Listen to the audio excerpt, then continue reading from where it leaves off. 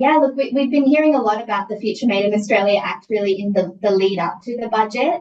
And of course, it was the highlight on Tuesday night. I think it was the head titles in all of the online publications. And it really was the little sweetener there, aside from, personal tax that everyone was looking forward to.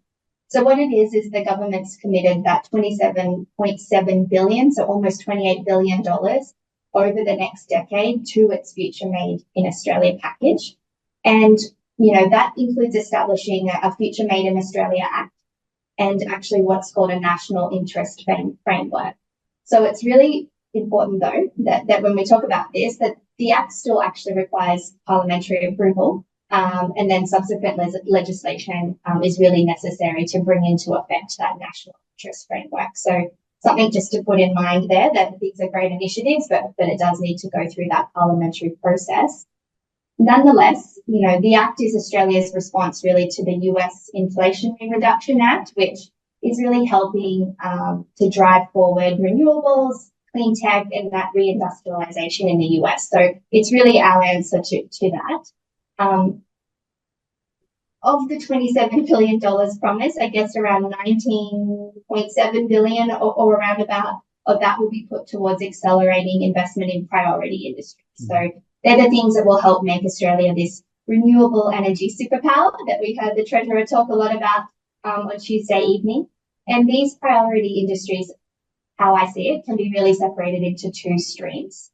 The first is the net zero transformation, which I'm sure you're all very aware of and heard a lot about.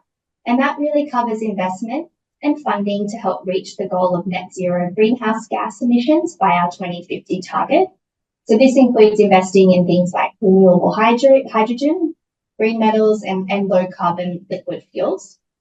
And then a key initiative for this is really the $6.7 billion tax incentive for producers of renewable hydrogen. So if that's a space that you're in, that's really there to help support the growth of competitive hydrogen industry and Australia's decarbonisation, which is really exciting. It's sometimes a really hot topic, talking about hydrogen. So, we'll wait to see a little bit more on that. And the production incentive will be for renewable hydrogen produced between 2027, 2028 and 2040 and 2041. There's a little ways to go here yet. And then in terms of the second stream that I mentioned, Dinesh, it's really looking at the economic resilience and security, which covers investment in critical minerals and manufacturing clean energy technologies. So when we talk about this, a key initiative that we saw was the $7 billion tax incentive to support that downstream refining and processing of the 31 listed critical minerals here in Australia. And that's really to improve that supply chain resilience that we desperately need here as well. So that production incentive will be for critical minerals processed over the next few years, up to 10 years per project. So that's also a really exciting one. But again, it's very targeted at a particular industry and probably more so a particular size of business as well.